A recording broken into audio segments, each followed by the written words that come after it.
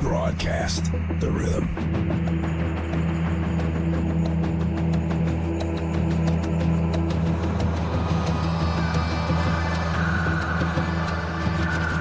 Go live, Vegas on the screen, feeling the flow, so pristine.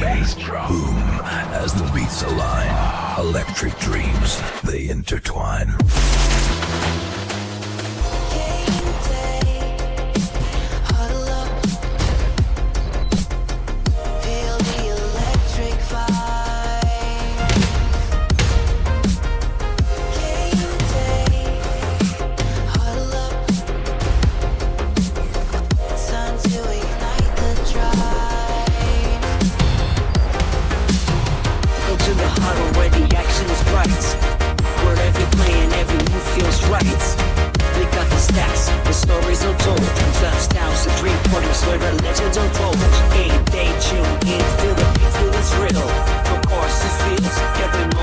It's a game day huddle. Your sports hang out, bringing you the scores, dedication shots.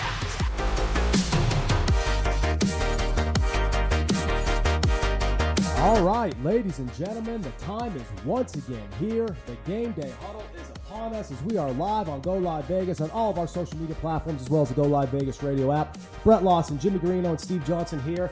And fellas, if we thought last Monday was chock full of content and stuff to nitpick and analyze, well, looks like we are in for, well, the exact same thing, maybe even times increased tenfold this time around. And obviously, a lot to unpack on multiple fronts. We're going to get into the college football playoff. A lot of baseball activity, offseason activity, right? A lot of hindsight, Juan Soto type of stuff for me and Jimmy to break down. But across the whole baseball front, we're going to dive into that as well, as there's a lot of offseason tidbits to really jump into. But of course, look no further than the NFL, Week 15. Plenty to break down, plenty to recap. But before we do dive right in, before we did last week, we mentioned how Mr. Steve Johnson was right about something. And we figured we started off in similar fashion, but maybe slightly tweaked this time around, where our own Steve Johnson is, in fact, wrong about something. Is that correct, Steve? Well, all right. I made the statement that the Bills and Lions game would be boring, not watchable, wasn't going to be fun. Because my opinion on it was, I felt like they believed, both teams, this is why I made the statement, that both teams had an opportunity to play each other in the Super Bowl. So why would you show your hand? Why would you do that? And I think I grossly underestimated that both these coaches were both going after the juggler.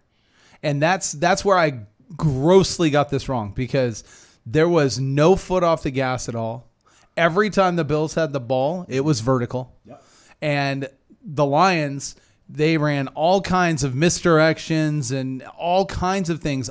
Stuff they hadn't ran all season were coming out in this game. And part of the reason for that is because they were trying to establish dominance too.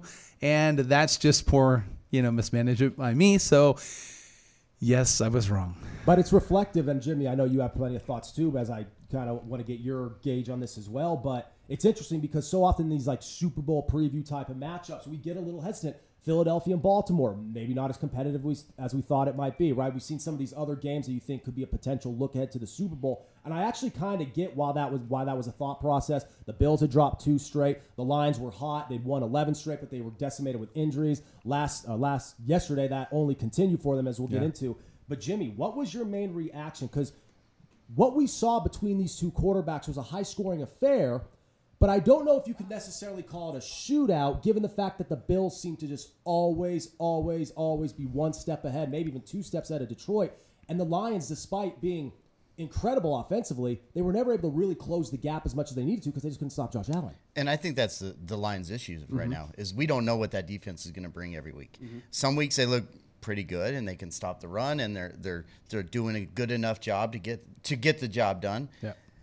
You seen when they match up with a high-powered offense like the Bills' offense is, they had no chance out there. And Josh Allen can we just give him the MVP already? Absolutely. That's like, mark him down. We talked about it weeks ago. No doubt. Give him the MVP. And we were basically saying using the exact same verbiage last week after a loss. Here, biggest win Buffalo can possibly concoct all season long. They are looking like, even if they're not the number one seed, the most dangerous team right now in the AFC. We've talked about how no one is looking like a better actual quarterback, maybe even football player, period, than Josh Allen. So all those things kind of came to a head. But on the converse side, it's the same thing because the concerns about Detroit's injuries, right? The secondary is plagued with injuries. The defensive line is plagued with injuries. That pass rush, the lack thereof, has been an issue. And now you lose another quarterback yesterday. You're up to what, 13 guys on injured reserve? 13, yeah, crazy. It is absolutely abysmal, Steve. Yeah, and this team, I mean, you got to give some credit where depth is, right? We talked about the Eagles' depth last week. And this team has been at least deep enough to keep their team competitive, but at some point you're going to have a fall off. And look, everything that they threw at them defensively, the Bills punched them right in the mouth. Mm-hmm. They ran the ball well. They ran screens really well. Josh Allen tucked the ball and took off when it was time. Yep. And at the same time, he threw BBs all day. And, something that comes out of yesterday's game, we don't even think about this often. When we start talking multiple weeks of a player or a team having individual accolades that have never been met in the NFL, I feel like when you get into the historic conversations of this, it's a much bigger thing than you realize what it is, what you're seeing. And what we're seeing from Josh Allen right now is, I mean, look, we went through Brady, and I understand that we always have that, I'm going to react because this is what's hot in front of me this week.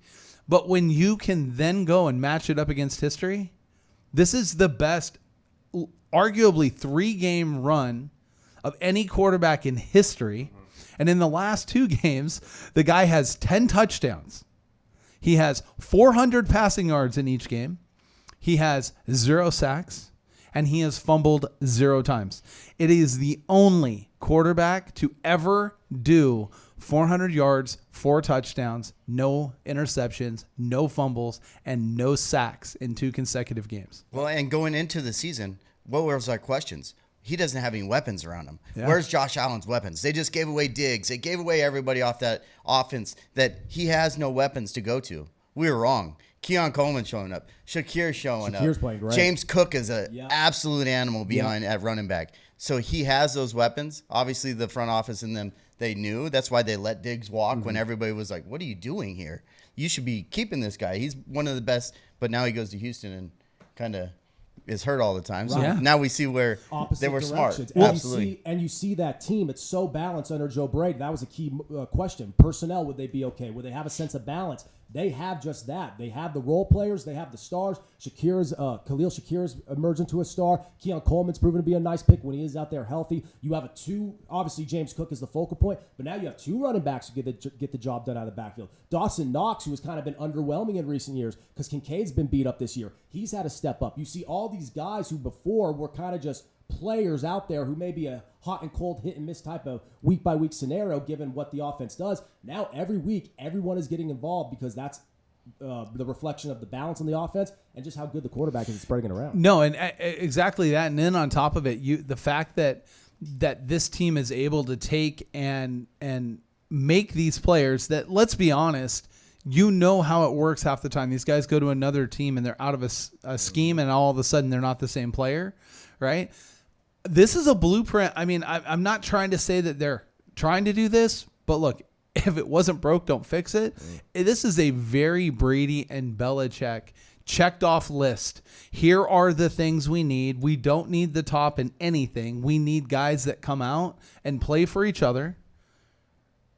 Otherwise, rather than being in San Francisco. It's like the NFL version of Moneyball. Right. They're not going out there getting those big names, the big splashes. They don't care. They want the guy that's, on the Madden rating is an 84. Yeah. They don't need the 90. They Value. don't need the 93s. They're looking at a running back and they're saying, okay, the top guys in the game are averaging, 4.2 yards a carry, 4.5. That's our top, right? The average running back in the NFL is like 3.7 yards a carry or something like that. We can go with 3.5 and keep 3 of them on our roster that can do 3.5 and just keep them fresh, right? And look, that's Detroit's kind of game plan too, right? Yeah. Keep them fresh, rotate them around, keep that head moving.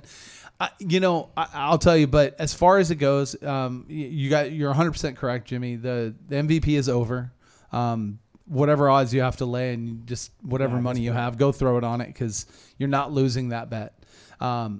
You have that situation, but also at the same time, now we have the situation in Kansas City where Mahomes comes up lame.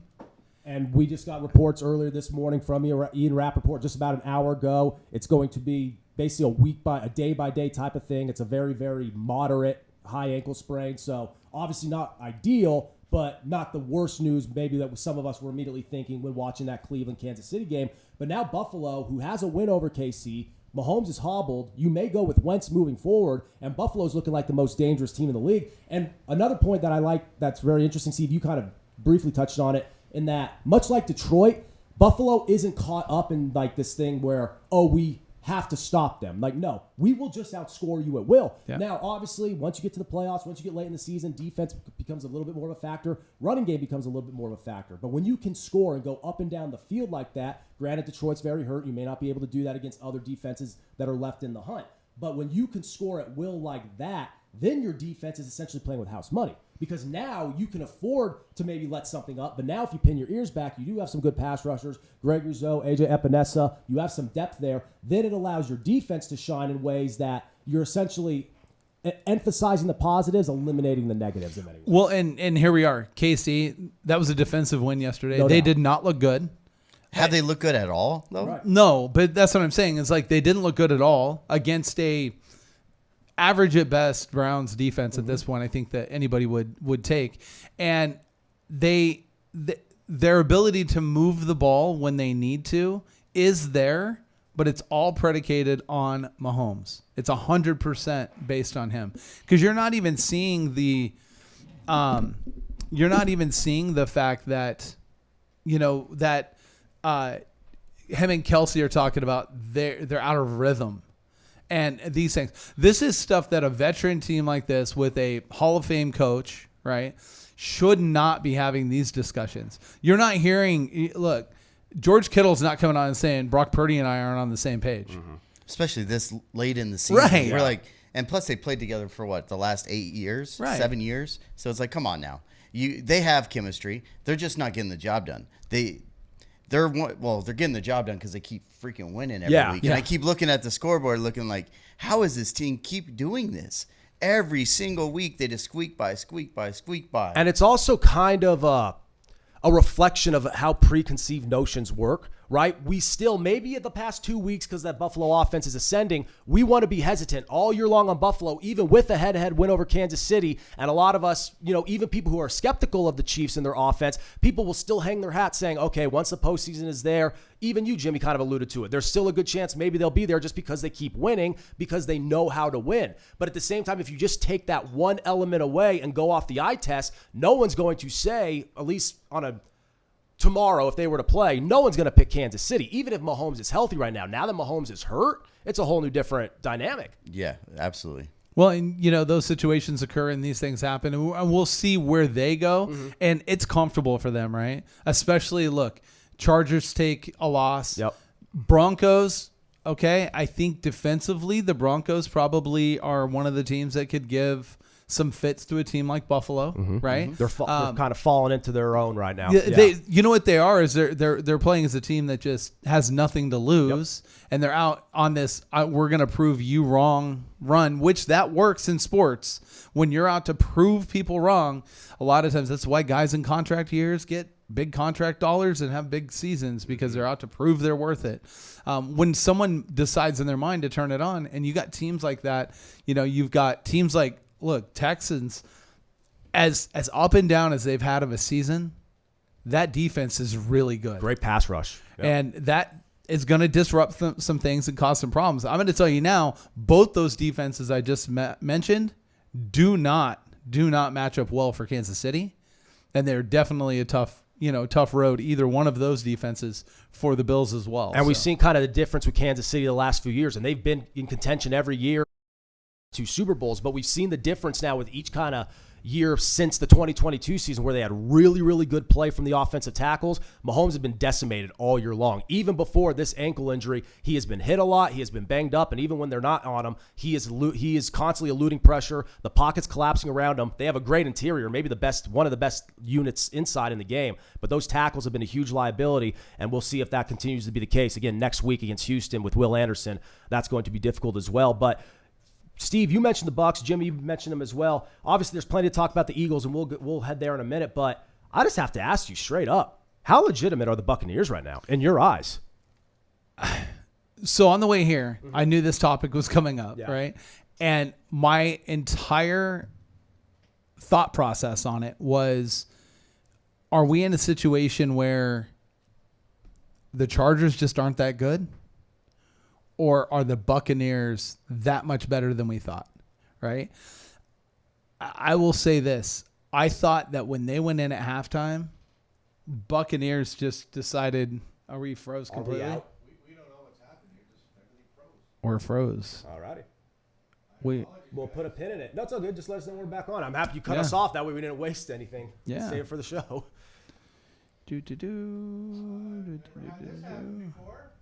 It's like is it just the feed or is it everything on your controls too?